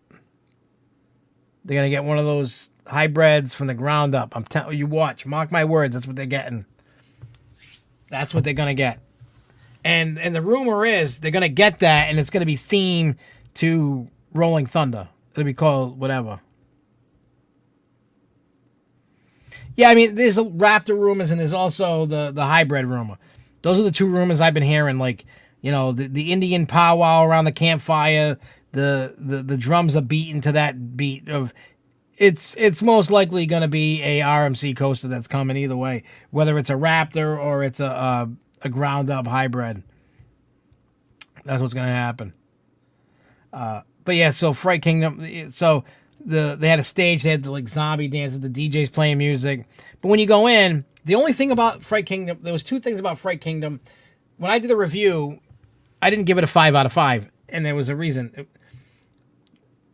Because we couldn't do the behind the scenes tour, the owner was wicked cool, and he let us go back in again. See you later, Nelson. But because we went through again, it was really busy time, and it was a Congo line. I hate Congo lines. Like, we were stuck in that dark room for like, Luca, what, 5-10 minutes? There was a law at Great Adventure, so no dueling RMC ground up coasters. Huh. That's crazy. So, but the weird thing is, when we went through it the first time with no Congo line, it was great. I loved it. And then we went through again, and I'm not. And by the way, I'm not complaining and being like a jerk because you got in the second time for free and what do you call it? And then you're complaining about a Congo line. I don't care whose horn it is, who I'm friends with. If Factory of Terror had the issue with the Congo line, I would call Derek out on it in 2 seconds. And I think that myself, like, and Jack and Derek are starting to build like a good working relationship and an actual like real friendship. Not even to do with Haunted House. Like, I think like if we just like we could go out, have a couple drinks, chill out, and party or just hang out or whatever. Like, I could see that happening. I don't. You know what I mean? Like, they're really cool guys. But I would call them out. I will call anybody out on their BS about something. And I know a lot of times it can't be helped. Like, Fright Kingdom, A Fright Before Christmas was open 7 to 10. You got 3 hours to get as many people in and out as possible. And I get it. And you don't know the different laws. Maybe they have to, like, everybody has to be out of there, like, 10 o'clock. You know what I'm saying? Like, I don't know. Every state has a different law. Like, if you have underage actors, they have to stop working by a certain time. Maybe they just don't care. But they were just, like, first of all, the other thing I didn't like was it was missing a room. I don't know if they were just like, we're not doing this room. It's the first room of Fright Kingdom they didn't do. And I don't know if they just didn't have time to decorate it. They were just like, we're not going to do that room. Forget it. I don't know what the reasoning was. I didn't talk to them. I didn't ask. You know, I didn't get to ask the questions. And it's okay. Even without that first room, it was still awesome. Like, I still gave it a 4 out of 5. If it didn't have the Congo line that second time, it would have been a 5. If I want to just base it not on the second time, if I just want to base it off the, if I wanted to base it just on the first go through, it would have been a 5 out of 5. But because I went through it again and I experienced the Congo line, but the weird thing is, even though we had the Congo line, I still enjoyed it. And then the reason why I still enjoyed it is because, one, I already had that experience of getting the scares and getting that crazy interaction with the actors. But even in the Congo line, the actors were still working their ass off and still scaring people because Derek knows, just by watching the videos I gave him of Factory of Terror, when Jessica and Danielle are in the room, especially Jessica, if you can scare them at any given thing, you've done your job, because you could try to scare me, you're not getting me. But I always rate how scary it is for Jessica and Danielle. That's just how I rate all the haunts. If you can scare them, you did a good job, because, I mean, it doesn't really take much to scare Jessica. It really doesn't. But there have been haunts where she wasn't scared, which is weird, but still. They were still scaring it, and you got to see better. I mean, the attention to detail is like ridiculously insane. Like, there was like no stone was left unturned. Like, everything flowed in a story. The quality was, yeah, you guys basically just made Jessica and Danielle puke just about. And you have the video proof of this, which is funny. But yeah, the what do you call it? The attention to detail was sick. Like, the costumes, you could tell a lot of it's handmade. They did like what I did with the stuff that I'm doing for Saturday. Like, they were just like, look, here's here's these costumes. Let's just do it. It's all done on the whim. And matter of fact, I may not even go to. I have to go to bed tonight, but I think like after I do the show, I really have to re-record the song. I'm just too much of a perfectionist, and I listened to it for 40 minutes straight to work, and then 40 minutes straight back home from work. And I love the song. I love what it's about. It's just like the delivery, and I thought it could just be a little better. So, but I just have to fix a couple things here and there, and then it'll be good. It won't be bad. But I really enjoyed what Fright Kingdom did, and Derek, I need to really talk to your owner. I need to push that button on him to. I want to be like the annoying teenager until he just says, "All right, shut the hell up. I'm going to do it." And I know it's his money, but you can like do like Fright Kingdom does. Hey, see you later, Derek. And I really feel like if any haunt like tries one weekend and just does it, you know what I'm saying? Like, try it out. I mean, you can't like just try it out. You got to try and make your money back. But for any haunt to be successful at it, it's like any other business. You gotta promote it. You gotta do everything you can. And one thing that I would love to see happen in the haunt industry that I don't notice that happens. I like to I'll have to talk to Derek about another time, or Jack, or Mike from Fairtown. Like a media day. Like I think if they could, set up a media day for their haunts, I think that would do wonders. And you invite a ton of press, ton of press to get that out there. And I think that would like do solid. I know it's tough because like you got to pay the actors and you're not making any money that night, and you roll with the dice. That's what I say. It's like they say, if you build it, they will come. If you really want your business to be successful, that's what you do. So Eli asks, what rock stars have you seen or hung out with in the past? Are you ready for a list? Because I got a huge one. Let's see. Insane Clown Posse, Bloodhound Gang, Wolfpack. Give me a second here. MC Chris. Run DMC. Too Short. Digital Underground. Ice Cube. Ice T.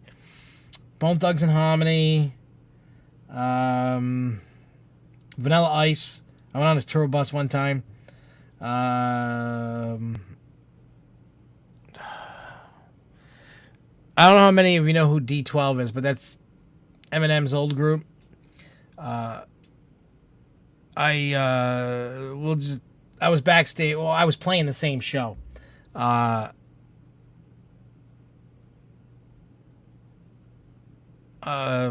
anyway, Bizarre of D12 did a show, hung out, did some things and stuff, and hang out. I mean, I've done so many shows and hung out with so many like rock stars and rappers, and over the years, and it really kind of humbles you. Like, I never got starstruck. Even like my final prediction for 2020 Great Adventure and RMC Rap, a 200 wouldn't.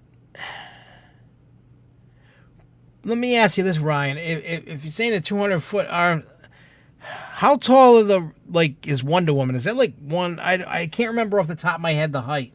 It's like 160, 150, 120. I can't remember what Wonder Woman is like at Fiesta, Texas for the Raptor. Here's my problem with the Raptor, and I don't know if anybody's going to agree with this, to be honest. They're low capacity rides, which sucks. A park like Great Adventure should not be putting in low capacity rides, period. I know they do, but they shouldn't. Because myself, I don't want to wait in lines unless I really have to. And I think that, I mean, a lot of us talk, and I'm not talking like management and stuff about it. I'm talking about my friends and fellow coaster enthusiasts and stuff like that. I think a lot of that line crap is done on purpose so they can sell skip the line passes. I mean, think about it. If you can keep a line going an hour, 2 hours, people want to ride it, but nobody wants to wait 2 hours. You're gonna go get a flash pass. It's like a marketing tool to purposely piss off the public into purchasing a flash pass, skip the line, whatever. I don't like that thing. Like if I own, unfortunately, if I ever owned an amusement park, number one, there would be no skip the line. The only thing that's skipping the line is me. Like I'm on break. I want to go ride a coaster. The hell with all y'all. I'm skipping the line, especially if I own the joint. I would hold events and stuff, but I know like that's like extra bread and butter for your bottom line. I mean, I love buying the flash pass and skip the lines and whatever the hell they are, quick queues, and I love buying all that stuff, especially if I'm at a park like one day. It's a big park, and I'm trying to like utilize my time and get what I can out of it. Of course, I'm gonna get a flash pass, and then watch everybody else get pissed. Hell, I even spent $20 on myself to get a quick queue at SeaWorld so I could skip the line and go see Rudolph and the Bumble and Santa Claus, just alone on the principle to piss off kids and parents. So yeah, I'm willing to spend $20 to piss off people, and I love it, especially when it works. I really love it. But yeah, so again, obviously Fright Kingdom is not doing the event anymore. That's done. They did it over the weekend. That was it. So Saturday night we did Fright Kingdom. Sunday we did Ice Fest at Six Flags New England. That was a really great weekend. It was a lot of fun. We did hibachi as well. There was 11 of us. It was crazy. It was awesome. So yeah. So next year I definitely see if you like haunted houses like I do. And you were like, oh, I really wish there was a Christmas one. From my house in Burrillville, Rhode Island, to Nash was like about an hour and a half. So, and it's worth that.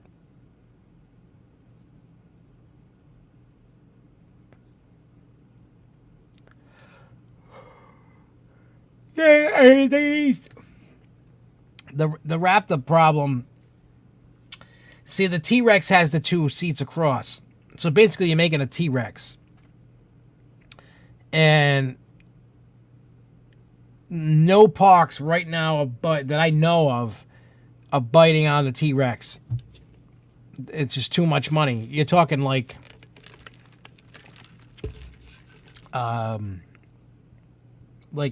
B&M money. So you're probably talking around 20 million plus. And I don't know how many of you are on the forums, and this is a good topic to have right now before we leave, because by 10 o'clock I'm done. I can't keep my eyes open anymore. So I am going to leave you with this. And what I want everybody to do is go to the forums on SFNEOnline. Charles, you might have already seen this topic of shit. The thought already left my brain. What the hell was I talking about? Oh, Coaster Wars. That's what it is. Okay, Coaster Wars. I know myself and Mrs. McSeagle there. I don't know if anybody knows him. Michael Korschmidt. He's the one with the Whalen Park Initiative and all that. But anyway, me and him have been kind of going back and forth. I believe, and I'm gonna leave you with this thought in your mind now, and you can comment now. You can comment later when the show ends. Or you can just go to the forums and join that conversation that we're having. But the whole point of it is, I think we're in basically Roller Coaster Wars 2. And I don't mean it by this one is a different war. Like you had World War I, World War II. This is a different war. It's not so much like speed and height. I feel it's more like how many coasters can you put in your park? How intense and crazy is it going to be? Like these RMCs, going upside down and going nuts with just a lap bar and not a over the shoulder. And more and more parks are getting in on this. Like, it's like Miss Siegel brings up a point, like it's a renaissance. It is, but it's like another war because you're starting to see. Oh, excuse me. Excuse me. You're starting to see like Six Flags and Cedar Fair starting to try to one up each other in certain aspects with these coasters. It's not going to be a war of record breakers. It's just going to be the war of how crazy can you push the limit on a roller coaster and go nuts. Like, really. So, like, what I want to know, and I think I'm probably going to touch more on this, like, when after I get sleep and stuff, and I think I'm going to make a video about it. And then when I make a video about it, we can have a conversation on the video in the comments and stuff. Because what I really want to try to do is get people more involved in commenting on the videos and having a conversation about a topic. I know people like, thumb up the video, and that's great. But, like, the one thing that I want to see people do with the videos is comment more. Like, I put the video out, and, like, I don't know, like I said last week, I don't know if people like it. Or, like, sometimes I ask a question, nobody's paying attention. Maybe nobody got to that part, they stop. Maybe they're like, this video sucks. But I want to, like, engage everybody and really build this community to something cool. Like, I want everybody to be, like, an equal. Like, I'm no better than Charles, and Charles is no better than me, and Ryan is just as good as... You know what I mean? Like, we're all an equal, and we're all in the conversation. Everybody gets this, gets to say their piece. Everybody gets to hang out at time to time. You know what I mean? Like, that's what I want. I want it to be a community. I don't want it to be where it's all about me. I don't care if it's... I don't want it to be all about me. I want everybody involved in it. I met John that watches the show. I met him at Six Flags New England Sunday for the first time. Him and his girl. Great people. Great people. I love meeting people. That's what it's all about. I'm just trying to build a community. I want to make as many friends as I can and just like spread that love, man. You know what I mean? Like, I want like people to like just to kick it and hang out and have a great time. That's what I want. That's just... So, those that are watching, if you see a video, maybe it might pique your interest, drop a comment. We can chit-chat. So I'll leave you with that. What do you think? Do you think we're entering the Second World War of roller coasters? Or is it just kind of like a couple year thing that's just kind of, they're just kind of adding coasters to try to bring people in, and it's really much about nothing. But if you pay attention to what's been, like, look at this year with like Six Flags with Magic Mountain getting the dueling coaster, what do you call it? Or Max Force at Great America. Six Flags is like trying to see what coasters they can get. Then you got the Steel Curtain going in at Kennywood. There's like all kinds of cool stuff coming out. There's a ton of stuff that's coming out, and it's awesome. And I honestly think that we're in... I'm really like... Well, I know that's a problem with the Raptor track.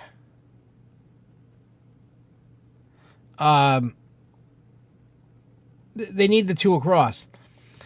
Because I know, like, at first, I know that, like, Wonder Woman at Fiesta Texas had issues. I don't know how California, America, out in California there, Great America, California. I don't know how theirs are doing. I don't know if they've had a lot of issues. I know Six Flags has had issues with Wonder Woman, so I don't know. Yeah, well, see, here's the thing. When the parks open, like, overseas, Six Flags isn't really investing much money into that. That's like it's basically like them franchising it out. Like, if you want to buy a McDonald's or a Subway or a Burger King or something, they're going to pay a franchise fee. Six Flags is going to kind of like have their hands in the design of the park and what you can and can't do. It's more like a consultant thing. And these parks are going to, they're going to put what they want in. The thing that I don't like that I noticed, like, it seems like Europe and Asia, China, Japan and all that, they're getting, even in Europe now, they're getting some really awesome rides, and nobody's investing in America, the American parks. I don't get Is it because the amusement park, industry, is it oversaturated? Too many parks? Is it they just don't have faith that they're going to recoup their money? I mean, if you look at any park that added something significant to their park that year, that they had significant growth, like Six Flags America, like doubled, tripled their season pass sales just by the announcement when they announced their Skyscraper Wonder Woman that opened up. What did it open this year, last year, whatever it was? And so if you have the right area and you put the right ride in, your sales are going to go up. And that's why I think if you look at like the stock report, the quarterly report from Six Flags, they're doing it. Like, I like the idea of an attraction every year, and you're not going to have $20 million for all these parks. I get that. Like, like 2 or 3 parks are going to get something really good, and everybody else is going to get something kind of mediocre, cloned, because they got a good deal. And, and then they just keep rotating whoever gets what. It's just how it is. And, but I think the process of picking rides is bad. I would rather them skip a year of attractions and maintain their rides and then go out and find something that is not. I'm tired of these clones. Or I say cookie cutter, but I mean clones. It's just like you got 6 of the same ride. And they keep trying to push you to go to other Six. Why am I going to go to another Six Flags if my park has the same exact crap? I'm not going to travel to wherever because of. I mean, if I've never been there, of course I'm going to go once. But other than that, why am I going to go? They need to stop that clone crap. Yeah. Anyways, I'm going to get out of here. I'm going to go chill. I just got to finish cleaning up, and then I'm going to go take a nap. Yeah, it's a lot cheaper over there in Europe to do that. I'm going to take a shower. I'm going to go sleep. I'm going to wake up, get refreshed, and then I got to go food shopping, and Dave and Jody will be at my house tomorrow. It's going to be a fun weekend. Anyway, so we'll be back next Thursday. Hopefully I've gone to bed and stuff like that, and all that good and happy horse stuff. We'll see what we'll talk about. And so I will see you guys next Thursday. If you go to a park, have fun for me. I won't be going. Coaster Renaissance will probably take place in 2020, the rebirth of the most intense roller coasters. I mean, I can go with that. Yeah, we need to bring back manufacturing in the United States to make it cheaper. I totally agree with that. Even if it's just for roller coasters, I'm down with that. Anyway, I'm going to get out of here. I'm dying. Like, I feel like I fell asleep during the show. I really felt like I dozed off a minute. But anyway, I'll be back next Thursday. Same bat time, same bat channel. We'll talk about whatever. Have a great weekend, everybody. And keep on coasting, y'all. Peace.